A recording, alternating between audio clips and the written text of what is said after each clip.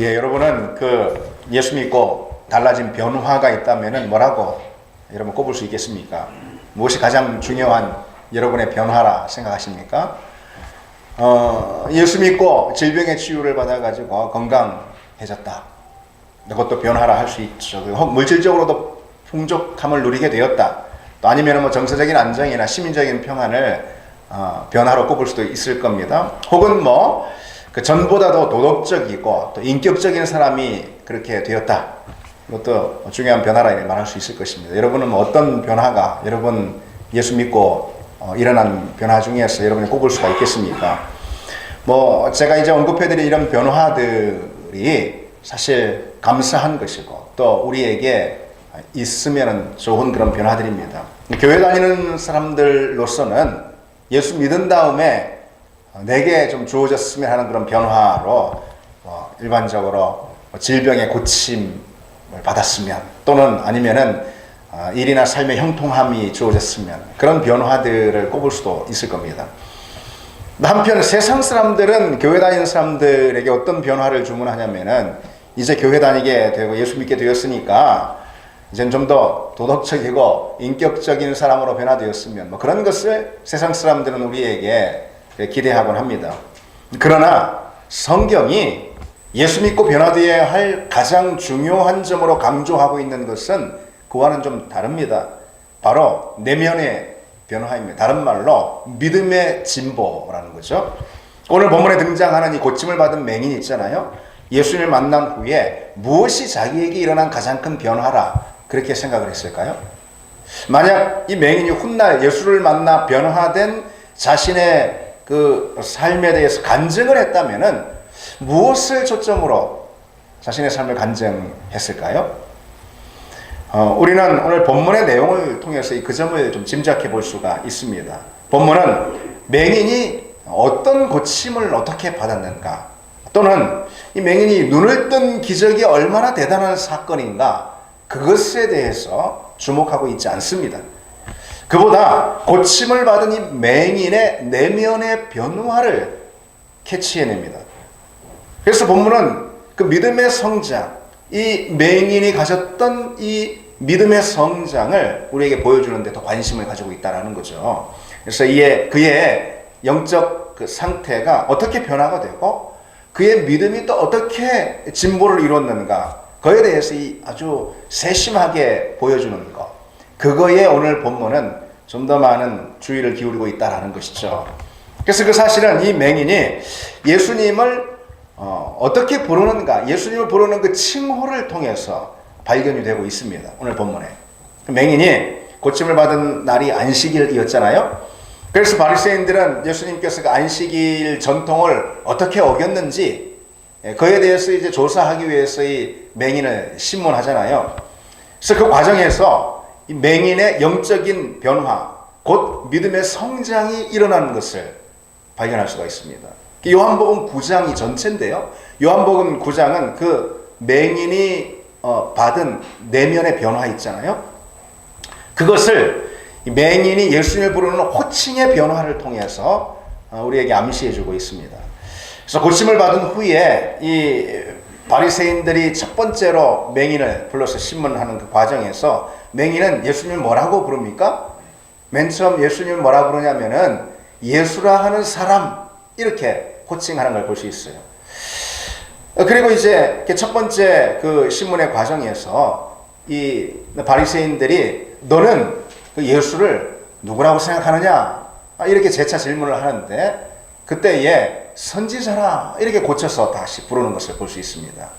그렇게 첫 번째 신문이 끝난 다음에 그는 다시 바리새인들에게 불려가가지고 두 번째 신문을 또 받게 되는데요. 그 과정에서 이 맹인은 예수님을 뭐라고 부르냐면요, 하나님께로부터 온 자다, 이렇게 또 고쳐서 부르는 걸 볼 수 있습니다. 그 후에 맹인이 예수님과 다시 재회를 하는 그런 과정이 또 있습니다. 그때에는 이 맹인이 예수님을 향해서 주여, 주님이라고 부르면서 주님을 믿나이다 하면서 주님께 경배하는 걸 볼 수가 있습니다. 그래서 이 재밌는 사실은 그처럼 이 영의 눈이 떠져가지고 예수님을 온전히 알아가는 그런 과정을 오늘 본문도 그리고 있는데, 오늘 본문처럼 있잖아요.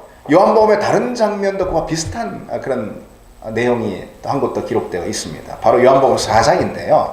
4장에 사마리아 여인이 나오잖아요. 사마리아 여인도 예수님을 만나가지고 대화하는 그런 과정이 있는데 비슷한 그런 영적인 변화를 경험하게 됩니다. 사마리아 여인은 예수님과 우물가에 앉아서 대화를 하는 그런 과정에서 점차 예수님에 대해 눈이 열리고 예수님을 바로 그리스도라고 깨닫게 되는 그런 영적 변화의 과정을 경험합니다. 그 과정에서 동일하게 칭호의 변화가 있습니다. 처음에는 예수님을 그저 유대인이라 이렇게 칭합니다. 그러다가 선생님 이렇게 고쳐서 부릅니다. 그리고 대화가 이어지면서 예수님을 선지자라고 이렇게 칭합니다. 그리고 결국 예수님에 대한 이 인식이 온전히 깨어나게 되는데 이 사마리아 여인에게 예수님을 그리스도라고 이렇게 받아들이는 것이죠. 오늘 본문 역시 고침을 받은 맹인이 예수님을 예수라 하는 사람에서 그 다음에 다시 선지자, 그 다음에 하나님께로부터 온 자, 그리고 결국은 주님 이렇게 고백하는 그런 이 칭호의 이 변화를 통해서 내면에 뚜렷한 변화가 일어나고 있다. 믿음의 진보가 일어나고 있다라는 것을 우리에게 암시해주고 있는 것이죠. 바로 그 점이 오늘 본문에서 중요합니다. 요한복음 9장에서는 그 점이 제일 중요합니다. 성경은 육신의 장애에 묶여있던 사람이 단지 그 장애에 놓이는 것을 초점을 두고 기록하고 있지 않다라는 거예요. 질병에 걸린 사람이 단순히 치료를 받는, 육신의 치료를 받는 그 과정에 성경은 관심을 두고 있지 않다라는 것입니다. 그 사람의 내면에 어떤 변화가 일어나고 있는가, 육신의 고침이라는 이 기적과 더불어서 그 사람의 내면 가운데 무엇이 일어나고 있는가, 어떤 변화가 주어지고 있는가, 성경은 바로 그 점에 관심이 있고 그것이 중심 메시지인 것입니다. 그런데요, 그런 차원에서 보자면은 오늘 이 본문과 이 차이점을 부각시키는 그런 치유 사건도 또 요한복음에 한 곳 있습니다. 예를 들어서 요한복음 5장입니다. 요한복음 5장에 38년 된 중풍병자가 나음을 받는 사건이 있지 않습니까? 그 치유의 사건이 기록된 장면을 가만히 읽어보면은 오늘 본문과는 다른 차이점을 발견할 수가 있어요. 그 중풍병자인데요. 그 중풍병자 역시 주님께 고침을 받은 다음에 예수님을 나중에 다시 만나게 되는 그런 과정이 있습니다. 예수님께서 그에게 이렇게 말씀하시죠. 다시는 죄를 범하지 말라. 그렇게 이제 당부를 하십니다. 그런데 이제 이 대목에서 있잖아요. 고침을 받은 사람이 그 예수님의 당부의 말씀에 어떤 반응도 하지 않는 이 중풍병자 고침을 받은 사람이 그 예수님의 당부에 어떤 반응으로도 대하지 않는 그런 장면이 기록되어 있다는 거죠.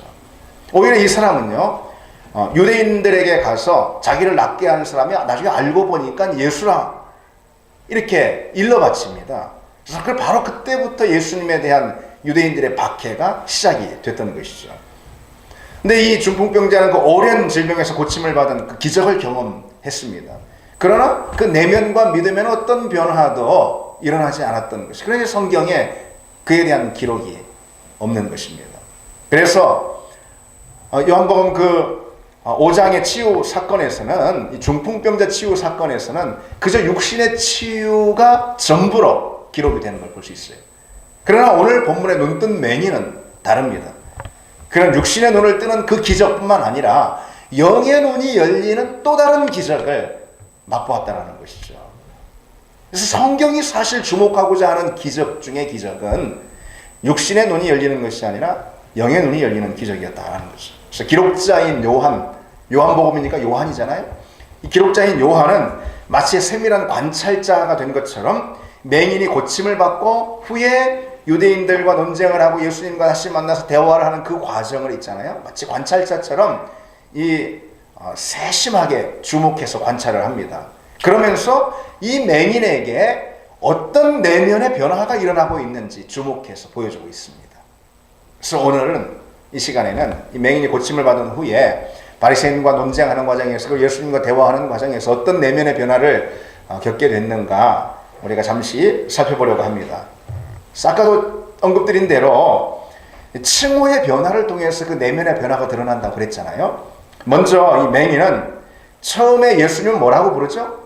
말씀드린 대로 예수라 하는 사람 이렇게 부릅니다. 요한복음 9장 11절인데요. 대답하되 예수라 하는 그 사람이 진흙을 이겨 내 눈에 바르고 나더러 실로암에 가서 씻으라 하기에 가서 씻었더니 보게 되었습니다. 그러는 거죠. 예수라 하는 사람 이렇게 칭합니다.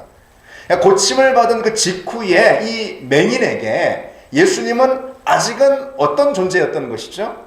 그죠? 누구누구라고 불리는 사람 그런 정도의 존재였던 것이죠. 그러니까 나와 어떤 의미 있는 관계가 아닌 거예요. 그저 평범한 어떤 사람 정도 그 정도인 것입니다. 물론 감사는 했겠죠. 눈에 고침을 받았으니까. 그리고 이어서 선지자입니다 라고 이렇게 호칭합니다. 17절인데요. 이에 소경되었던 자에게 다시 묻되 그 사람이 내 눈을 뜨게 하였으니 너는 그를 어떠한 사람이라 하느냐 대답하되 선지자입니다. 그럽니다. 선지자라는 것은 하나님의 말씀을 전하고 하나님의 일을 행하는 하나님의 종이다 라는 그런 뜻이죠. 그런데 딱 거기까지인 것입니다. 딱 그뿐인 거예요. 그래서 엘리야나 이사야처럼 그런 하나님의 말씀을 전하는 하나님의 메신저다 라는 딱 거기까지인 것이죠. 그리고 이어서 한 발자국 더 나가서 하나님께로부터 오신 분이다 라고 이렇게 고백하는 걸 볼 수 있어요. 33절에 이 사람이 하나님께로부터 오지 아니하였으면 아무 일도 할 수 없으리라. 하나님께로부터 오신 분이다 이거죠. 하나님께로부터 오신 분이라는 이 호칭은 선지자라는 호칭보다는 더 무게 있고 그리고 더 높여 부르는 그런 호칭이면 틀림없습니다. 그러나 그것이 신앙 고백적인 칭호는 아닌 거예요. 그렇죠? 신앙 고백적인 칭호는 아닌 거예요. 그런데 이 맹인은 거기서 그치지 않았다라는 거예요. 그것이 중요합니다. 주님을 다시 만나서 오늘 우리가 읽은 본문인데요. 주님을 이렇게 고쳐서 부르고 있습니다. 38절에 가로되 주여 주여 내가 믿나이다 하고 절하는지라. 주여라고 부릅니다. 그리고 내가 믿나이다 하면서 주님께 절을 올립니다. 절을 올린다는 것은 뭐 단순히 절을 한다 이런 게 아니고 경배를 드린다는 그런 표현입니다. 그래서 여기서 주여라는 것은 단지 경칭이 아닌 거예요. 이 주라는 칭호는 신앙 고백적인 칭호인 것입니다. 예수님을 단순히 선지자나 하나님이 보내신 사람으로만 그렇게 받아들이는 것이 아니라 하나님의 아들로, 그리고 구주로, 그리스도로 받아들이는 그런 신앙 고백적인 태도인 것입니다. 그것이 바로 주라는 표현 속에 담겨 있다라는 거죠. 고침을 받은 맹인은 예수님에 대해서 계속 눈이 떠가는 그런 과정을 통해서 마침내 주님이라고 이렇게 부르게 된 것입니다. 그런데 이 주님이라는 이 칭호야말로 예수님을 그리스도로 하나님의 아들로 받아들이는 가장 적실한 표현인 것입니다. 초대교회 성도들의 이 신앙 고백은 예수를 다른 그 어떤 것도 아닌 어떤 존재도 아닌 주님이라고 그렇게 칭하는 그 고백을 통해서 가장 분명하게 자기들의 신앙 고백을 올려드렸던 것이죠. 성경에서 있잖아요. 가장 극적으로 이 고백, 그러니까 예수님을 주라고 고백하는 이 고백이 기록된 장면은 아마도 예수님의 제자 도마가 예수님이 부활하신 다음에 예수님을 만나는 그런 장면일 것입니다. 예수님의 상처를 자기 손으로 만져보지 않고서는 예수님이 부활하는 사실을 믿지 못하겠노라 하는 그 도마에게 예수님께서 친히 자기 몸을 헤쳐 보이시면서 그 상흔을 내어 보이시고 내 몸을 만져보고 믿으라 그러시잖아요. 바로 그때 도마의 입에서 터져나온 말이 있는데 그게 뭘까요? 요한복음에 기록되어 있습니다. 20장에 나의 주님이시여 나의 하나님이시니이다. 우리 같이 한번 해볼까요? 나의 주님이시여 나의 하나님이시니이다.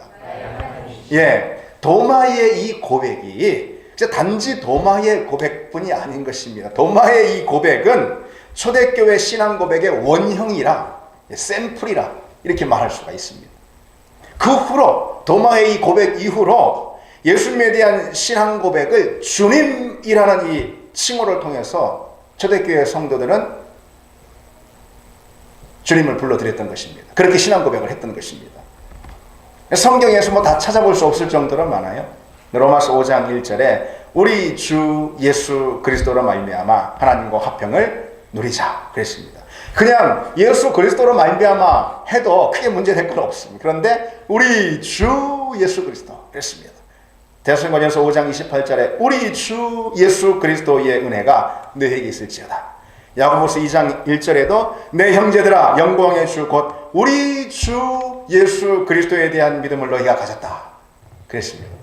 그리고 이 신약 성경이 완성되기, 이렇게 신약 성경으로 묶어지기 그 전부터 만들어지는 것이 우리가 아까 예배 이제 시작하면서도 했던 것이 사도신경입니다.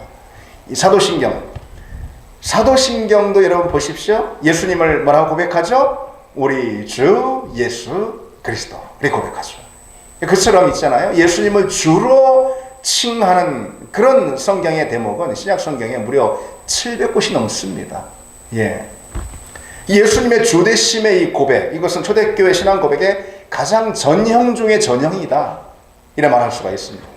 따라서 그 고백이 빠진 신앙 고백은 뭐 어떤 표현을 넣어서 예수님을 고백한다 해도 그것은 부족한 것이고, 그리고 심지어 왜곡된 고백일 수가 있습니다. 그 칭호 없이, 예수님을 주라고 부르는 그 칭호 없이 예수님에 대한 신앙 고백은 조금 더 성립될 수가 없습니다. 주라는 이 표현이 있잖아요. 그것은 뭐 교회 오랫동안 다니신 분들은 뭐 아실 텐데 헬라어로 뭐라고 그럽니까? 헬라어로 큐리오스라고 그럽니다. 큐리오스. 근데 이 큐리오스라는 단어는 주인, 메스터 또는 소유권자 그런 뜻입니다. 아니면은 절대적 권위를 가진 주권자 그런 것을 의미합니다. 그래서 내 모든 것, 내 전 존재에 대해서 주권과 통치권을 가진 그런 존재, 이게 바로 주라는 것이죠. 주, 큐리오스. 근데 그분이 바로, 그 주가 바로 예수 그리스도입니다 라는 그 고백, 이것이 우리 신앙 고백이라는 것이죠. 예수님께서 나를 소유하시고 나를 다스리시며 내 인생에 대해서 전권을 행사하시는 분이다, 이게 주라는 고백을 통해서 표현되는 것입니다. 그래서 그것을 진심으로 받아들이고 그 사실에 순복한다라는 그 고백 있잖아요. 예수님의 주권과 통치권, 예수님이 내 인생의 전권을 행사하는 분입니다 라는 그 사실을 진심으로 받아들이고 그것에 온전히 순복하는 그 신앙 고백이 무엇으로 표현되는 것이죠? 예수님을 주님이라고 부르는 것으로 표현된다는 것이죠. 근데 여기서 우리가 기억해야 할 한 가지 사실이 있습니다. 이 호칭에는 그 호칭에 상응하는 대상이 있기 마련이잖아요. 그렇죠. 이게 무슨 말이야? 이런 거죠. 예를 들어서 아버지라는 호칭이 있어요. 아버지라는 호칭이 있다는 것은 반드시 누가 있다는 거예요?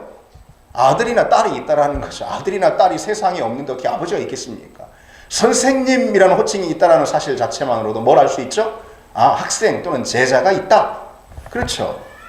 그러면은 주라는 이 호칭과 상응하는 대상은 누구일까요? 성도, 그리스도인, 크리스찬. 예. 주라는 호칭과 상응하는 대상은 누구일까요? 당연히 종 아니겠습니까? 그렇죠? 종인 것이죠. 그러니까 우리가 예수님을 주라고 부른다면은 우리는 종이라는 것이죠. 당연히 그렇죠. 우리가 종이 아니고서 어떻게 예수님을 주라고 부를 수가 있겠냐는 거죠. 예수님을 주라고 부르면서 나는 종이 아닌 척 하는 거. 그건 모순인 거죠, 완전히. 예수님을 주라고 부르면서 종이 아닌 것처럼 행하는 거, 사는 거. 아니, 그것처럼 이율배반적인 상황이 어디 있겠습니까? 성경에서 이 종이라는 단어는요, 둘로스라는 단어입니다. 둘로스. 이 둘로스는 자신의 자유, 자신의 자율권, 그리고 자신의 권리, 그것이 전혀 없는 종으로서 주인을 섬기기 위해서 존재하는, 오로지 주인을 섬기기 위해서만 존재하는 그 존재의 목적이 주인을 섬기는 거예요. 그걸 가리켜서 둘로스, 종이라고, 성경에 기록된 종이라고 하는 것입니다. 신약 성경은 우리를 종으로 칭하는 그런 대목이 무려 200여 회 가까이 나옵니다. 이 종이라는 것은 무조건적인 복종을 드리는 사람입니다. 왜냐하면 주인이 있기에 종이 있는 거예요. 종의 존재 목적은 주인을 섬기는 거예요. 따라서 종은 무조건적으로 복종하는 그런 존재를 가리킵니다. 우리의 신분이 바로 그와 같다라는 것이죠. 물론 우리가 그리스도의 종이 될 때 우리는 오히려 참된 자유, 다시 말해서 죄와 사망의 권세로부터 참된 자유를 얻게 되는 것이죠. 그것이 우리 신앙 고백 아니겠습니까, 여러분? 그렇죠? 그래서 우리는 뭐 이런 생각을 하는 사람들이 있어요. 그러니까 뭐 현대 오늘날 많은 사람들의 그런 포스트 모던적인 오늘날의 사람들 생각에 이렇게 우리 생각이 전도가 되어 가지고요. 우리는 그런 생각을 해요. 누구에게도 얽매이지 않는 것이 자유다. 근데 그것은 착각입니다. 그런 상황은 있지를 않아요. 존 맥아더라는 목사님은 인간이 완벽히 자유할 수 있으며 자기 결정권을 가질 수 있다는 생각은 사실 환상에 불과한 것입니다.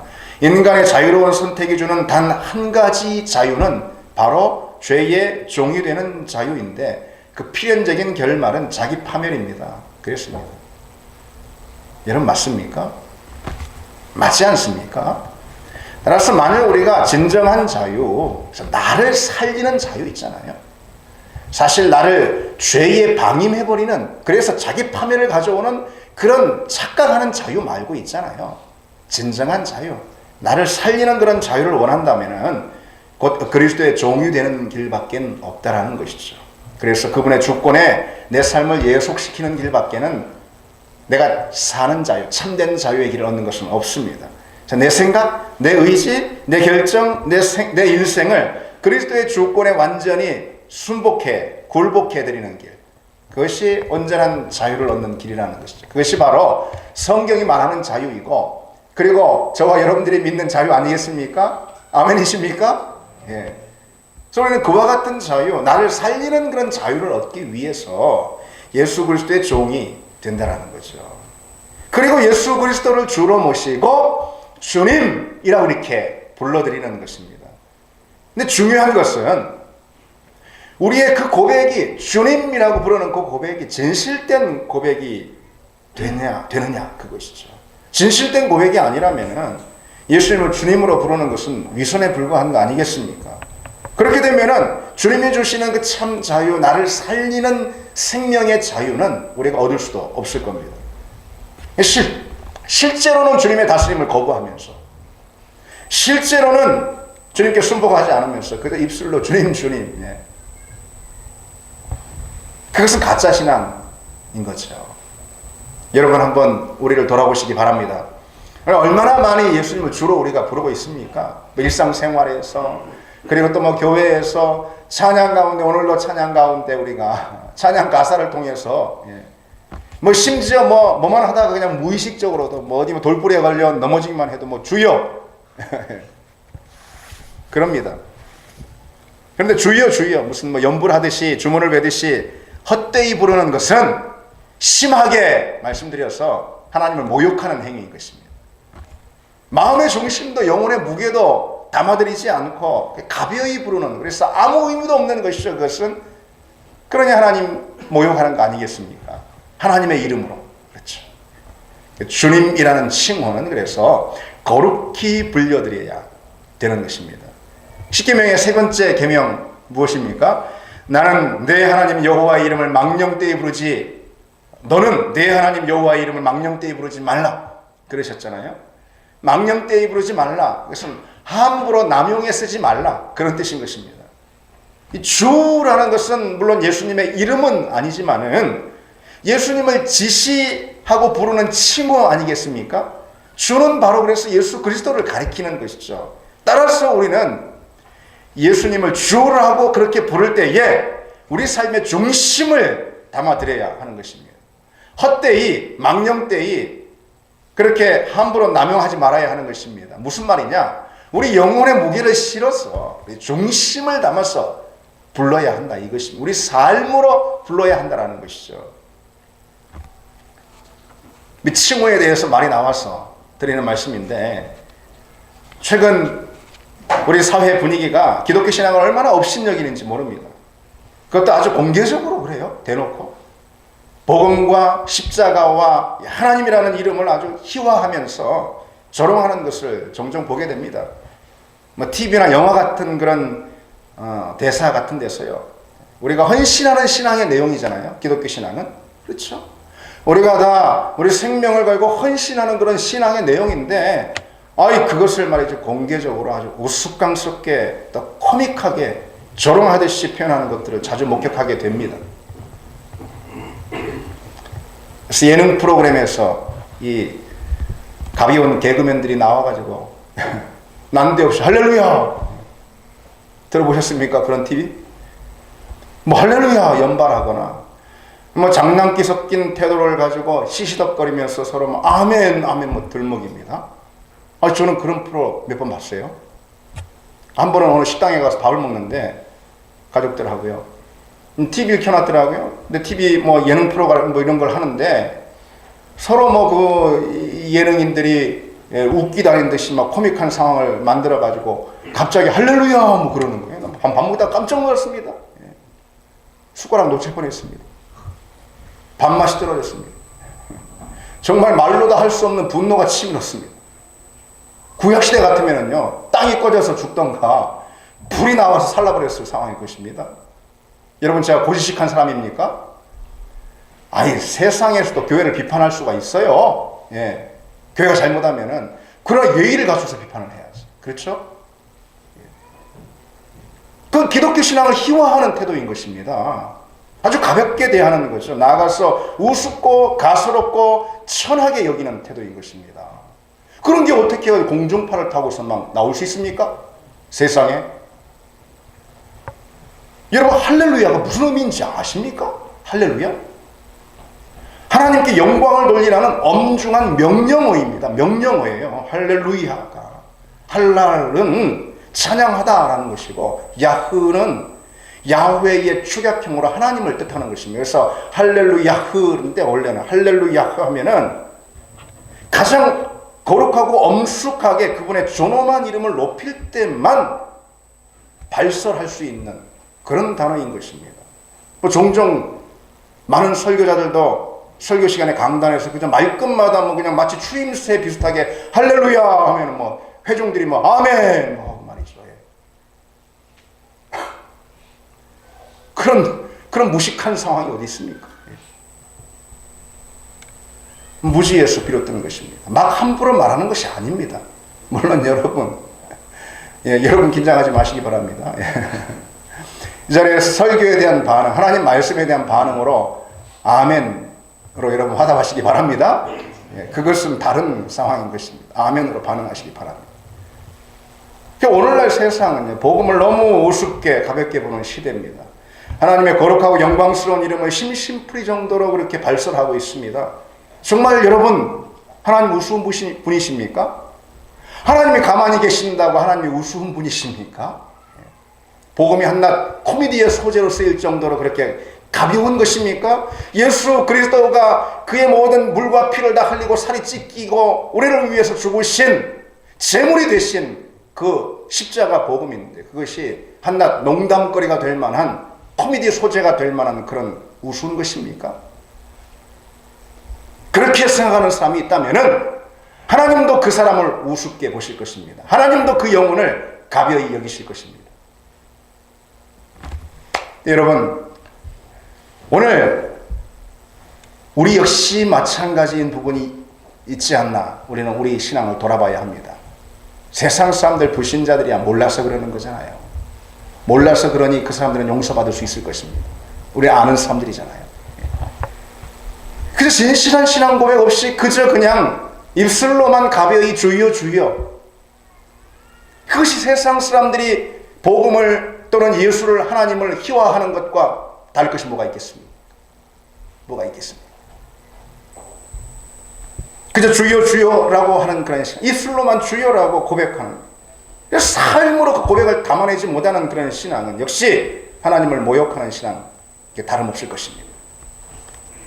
우리 주 예수 그리스도, 이것은 우리 신앙 고백이 담긴 표현입니다. 초대교회 성도들은 예수를 우리 주로 받아들이고 우리 주로 호칭하고 우리 주로 고백하기 위해서 그들의 삶을 그야말로 초계처럼 버렸습니다.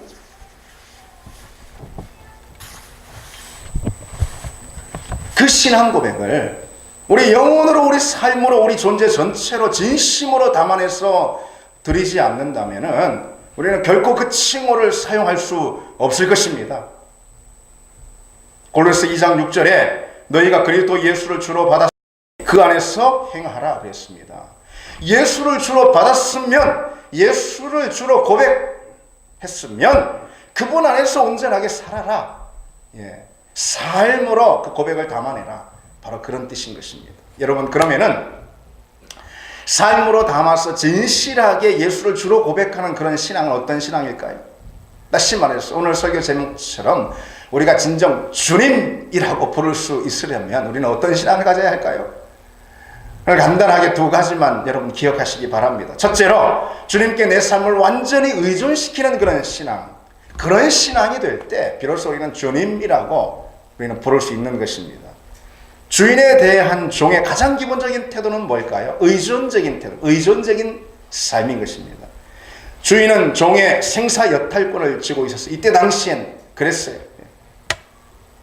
주인은 소유자, 소유권자예요. 소유권자가 소유물을 마음대로 할 수 있는 것입니다. 따라서 종의 모든 것이 다 주인의 처분에 달려 있었습니다. 종의 시간, 종의 인생, 종의 일, 종의 심지어는 행복 또는 종의 불행, 모든 것도 다 주인의 뜻에 다 달려 있다는 것이죠. 주님께 대한 우리의 삶도 마치 그와 같은 것입니다. 우리가 주님이라고 불러드리는 한 우리는 우리 자신이 종임을 인정하는 것이고, 곧 우리는 우리 인생이 주님께 철저히 의존되어 있음을 고백하는 것입니다. 주님께 의존적이라는 것, 그것은 내 인생이 완전히 그분께 맡겨졌다, 그분의 처분에 맡겨졌다, 그런 뜻인 것입니다. 그것을 기꺼이 받아들이는 태도, 그것이 바로 주님이라는 호칭을 통해서 표현되고 있는 것입니다. 여러분 어떻습니까? 불쾌하십니까? 속상하십니까? 아니 불만스러우십니까?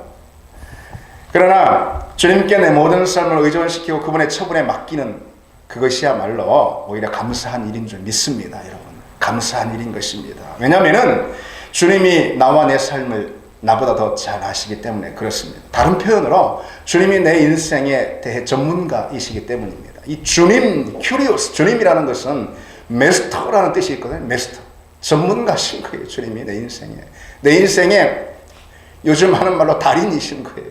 메스터이신 거예요. 자동차 왕이라고 불리는 헨리 포드라고 있잖아요. 헨리 포드와 당시 전기 전문가였던 스타인 맥스 사이에 전해지는 이런 일화가 있습니다. 어느 날 포드의 자동차 공장이 발전기가 고장이 난 겁니다. 그래서 공장이 중단이 된 거예요. 그래서 많은 기술자들, 수리공들, 알만한 사람들, 유명한 사람들 다 불러서 아무리 손을 봐도 고칠 수가 없어요.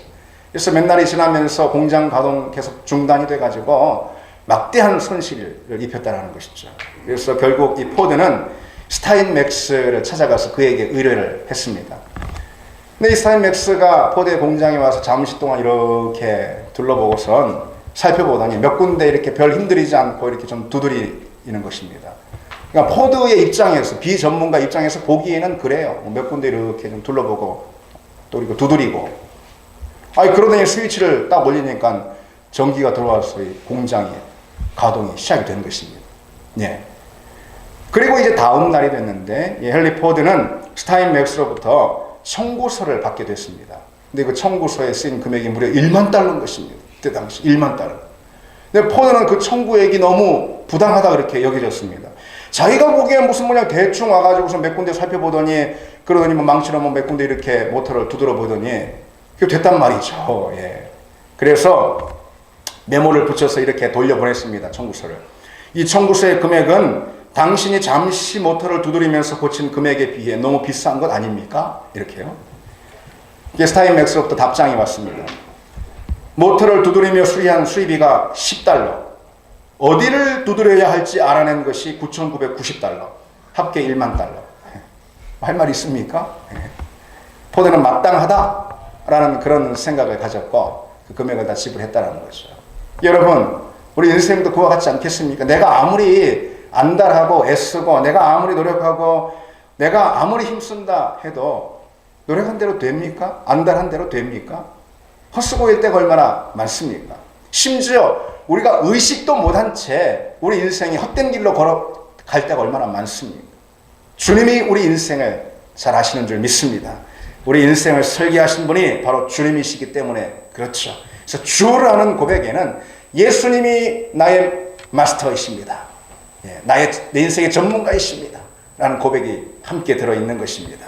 여러분, 주님께, 바로 그 주님께 우리 인생을 기꺼이 넘겨드리고 의존시키는 우리가 되기를 바랍니다. 한 가지 더, 삶을 담아서 진실하게 예수를 주로 고백하는 신앙. 그 신앙이 어떤 신앙인가? 다시 말해서 예수님을 진정 주님이라고 부를 수 있는 신앙은 어떤 신앙인가? 그것은 주인을 위해서 온전히 헌신하는 신앙입니다. 사실 그것이 종에 마땅한 태도이죠. 두말할 것도 없죠. 주인을 위해서 온전히 헌신하는 그런 신앙입니다. 오늘 본문을 보십시오. 예수님이 그 맹인을 오늘 맹인을 어떻게 고치시죠? 안식일 규정을 위반하면서까지 예수님이 고치시잖아요. 그래서 그 바람에 예수님이 바리새인들의 표적이 되었고 그때부터 예수님이 박해를 받으셨잖아요. 그런데 그 상황에서 고침을 받은 맹인이 자신만 쏙 빠져버리면 되겠습니까? 사실 요한복음 5장에 38년 된 병자는 그처럼 했어요. 그런데 이 맹인은 그와는 달랐어요. 예수님께 헌신하기로 한 것입니다. 그래서 바리새인들과 정면으로 충돌하면서까지 논쟁을 벌이면서 예수님을 주로 고백하는 것이죠. 그 때문에 이 맹인은 쫓겨났다 그랬습니다. 요한복음 9장 34절에 그들이 대답하여 이르되 내가 온전히 죄 가운데서 나서 우리를 가르치려느냐 하고 이에 쫓아내어 보내니라. 쫓아내버렸다 그것이죠. 근데 이게 그냥 가벼운 상황이 아닌 거예요, 여러분. 어디 가서 어디 집에서 쫓겨났다 그런 뜻이 아닙니다, 이것이. 사실 이 맹인의 부모가 그러한 상황이 될까봐 초조해서 조마조마 두려워 떨지 않았습니까? 22절에 보면 유대인들이 누구든지 예수를 그리스도로 시인하는 자는 출교하기로 결의하였으므로 그들이, 다시 말해 부모가 두려워함이라 그랬습니다. 출교당하는 그런 상황을 맞은 것이죠. 그럼에도 이 맹인은 그것에 맞섰어요. 주님께 헌신하는 종으로서의 삶을 살았던 것이죠. 당시의 회당에서 유대인 회당에서 출교를 당하는 거 있잖아요. 이것은 정말 끔찍한 상황이었습니다. 회당은 단순히 유대인의 어떤 종교 기구가 아니었습니다. 당시 유대 사회는요, 지금의 어떤 그 무슬림 사회처럼 있잖아요. 종교와 사회가 하나였어요, 당시에. 유대 사회는. 신앙과 생활이 구분이 되지 않았습니다. 그런 시스템이었어요. 따라서 회당에서의 출교는요, 모든 관계와의 단절을 의미하는 것입니다. 그래서 사회에서 완전히 축출되어가지고 자기만 소외되는 것을 의미하는. 그래서 물건을 사고 팔고 할 수도 없었습니다. 먹고 살 수가 없는 거예요. 그리고 아버지 장례가 나도 있잖아요.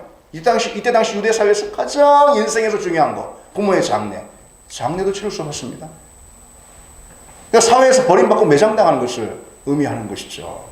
그런데 이 눈뜬 맹인이 어떻게 한 것이죠? 끝까지 예수님께 헌신한 것입니다. 예수님을 주라고 불렀잖아요. 주라고 불렀잖아요. 그냥 주라고 입술로만 부르는 것이 아니에요. 회당에서 그렇게 쫓겨나고 출교당할 때까지 헌신한 것입니다. 그래서 이 맹인은 성경에 기록된 회당에서 쫓겨난 처음 영예를 얻은 그런 사람인 것입니다. 우리 신앙의 눈으로 볼 때. 이 맹인은 그저 입술로만 주님이라고 고백하는 것이 아니지. 그 고백을 자신의 삶으로 드렸습니다. 자기 영혼을 담아서 예수님을 주님이라고 불렀습니다. 여러분, 우리가 예수님을 주라고 부르려면은, 예수님을 주라고 부르는 것이 진실된 거라면은 우리 삶을 주님께 온전히 의존시켜야 할 줄 믿습니다. 그리고 온전히 주님께 헌신하는 우리가 되어야 할 줄 믿습니다. 그래서 기쁠 때도 슬플 때도 성공했을 때도 실패했을 때도 염려나 근심이 있을 때도 언제도 예수님을 주라고 고백하는 우리 신앙에 있어서는 변함이 없기를 바랍니다. 우리 함께 이 찬양하겠습니다. 우리 이 찬양을 통해서